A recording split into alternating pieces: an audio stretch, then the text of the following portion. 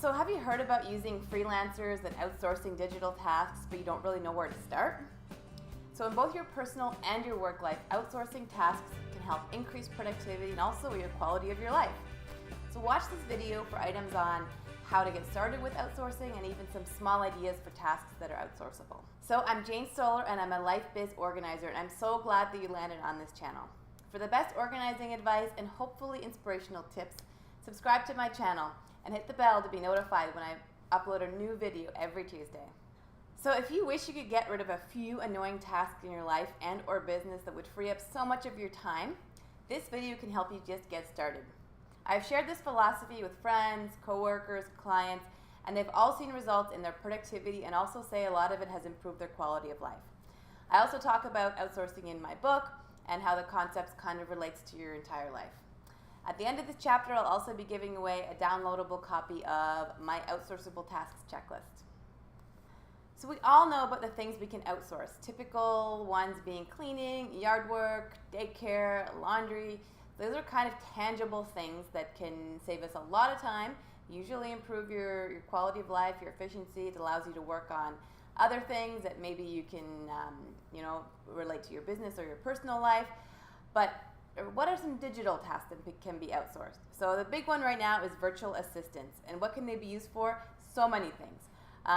Organizing photos on your computer, email management, lead generation, social media content, YouTube thumbnails, explainer videos. Kind of the list is endless, but it's any kind of digital task that maybe takes up a lot of your time and you could be spending that time elsewhere. I currently outsource a lot of social media content. I have virtual assistants for lead generation and also for some marketing support. And sometimes it takes a little bit of time to find the right person as well, just like when you're interviewing for other tasks. But eventually they actually become part of your team. And it is great to have a virtual team because it also eliminates a lot of the day-to-days of having somebody on your staff like all the time with you. But when you need them for that virtual task, you can reach out and it does become like a working relationship. So comment below. I would love to hear the task that you're currently outsourcing, or maybe comment on some tasks that you'd like to outsource. I'm really curious to hear about some more ideas from everyone. So we talked about what to outsource, but now how to outsource. So where do you find these virtual assistants and people to help you with your virtual tasks? So in the olden days, we probably would have looked to Kijiji or Craigslist for help, but again, those really aren't so global, and they're more local support. But now it's called the rising gig economy. Freelancing has become kind of a sensation and mainstream. So the biggest two kind of channels that I use are Upwork and Fiverr. They're great because they protect both the freelancer and the client. You can post job searches, you can kind of go through lists of freelancers, you can go based on job type, based on reviews. It really gives you a good picture of their skills, their abilities, and both of them actually will give you lists of suggested freelancers as well. And these sites both are global, so you're really taking advantage of people all over the world, which brings a lot more dynamics to it as well. But again, it keeps it in a safe environment. You have so many to choose from, and it really gives you a lot of options. So I'm going to actually go through kind of a two-step explainer on how I use Upwork myself. Okay, I just wanted to give you a quick 1-minute overview of Upwork. I've already signed in. In order to use Upwork, you have to sign in. You can actually sign in as a freelancer if you want to sell your services, or you can sign in as a client. So I'm going to show you just the client view today. So right now I'd be logged in and your dashboard kind of tells you how many active postings you have. I have none at the moment. How many you've recently filled. If you have any contracts open, how much money this week you'd spent on it. So right now I actually have no contracts open. I just closed one with a grant writer last week, so then you would have seen his contract and then how much each week he's, you can either have them manually put hours to the job, or it can be a fixed price. You can actually set a limit as well to the hours, so it's very easy to kind of work with Upwork in terms of payments. Everything is done through, you have to put a credit card on file, so they're paid, you pay, everything is done for you. If we look at recently filled jobs, you can see, let's just go to one that on February 21st, I was looking for someone to do an explainer video. So we actually hired one person, and just to have a look here, you can actually, it actually gives you a great You can peruse. A lot of people will apply for your jobs, but you can also peruse kind of their best matches based on what you're looking for.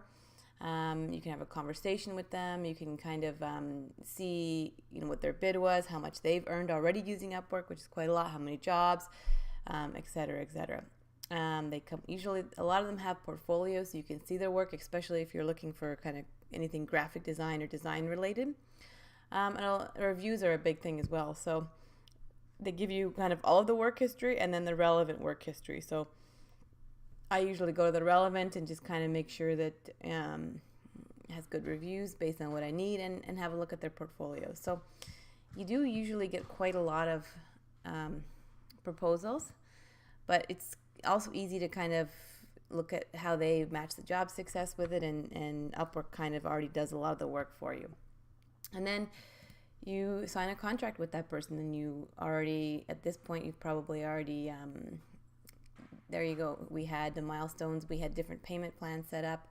The money goes into escrow once you sign the contract, and then the payout once it's complete. So you create the milestones and that you both agree on.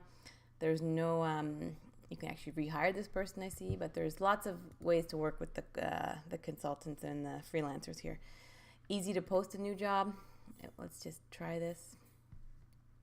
So you can reuse something, or you can create a new job. So if you want to create a new job, you can actually say, okay, let's say you want to design logo.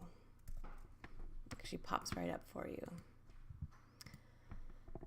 You want to name your job, so something eye-catching, etc., etc. It kind of goes on to, let's say, minimal logo design. Whoops.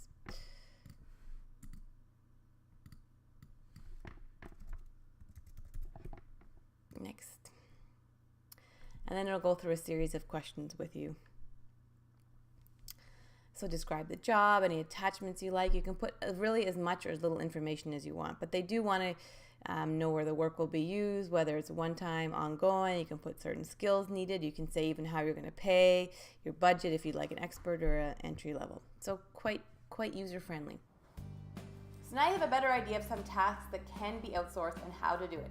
Again, I always say it should be a task that you know could save you a lot of time, and that time could be spent on other parts of your life, whether it be increasing your business, spending more time with your family, whatever it may be. It should be a task that can really help bring you more time in those areas. So as an example, below, I have kind of a checklist of items that I use for outsourceable tasks. So next week I'm going to be sharing some of my key calendar organizing tips. Don't worry, it's not going to be too crazy or really structured. I'm actually going to be talking a lot about free time as well, and how that relates back to your big picture goals and the ability to stay creative. So if you like this video, please let me know by liking it below, and subscribe, share with your friends, and please comment below to help you in any way.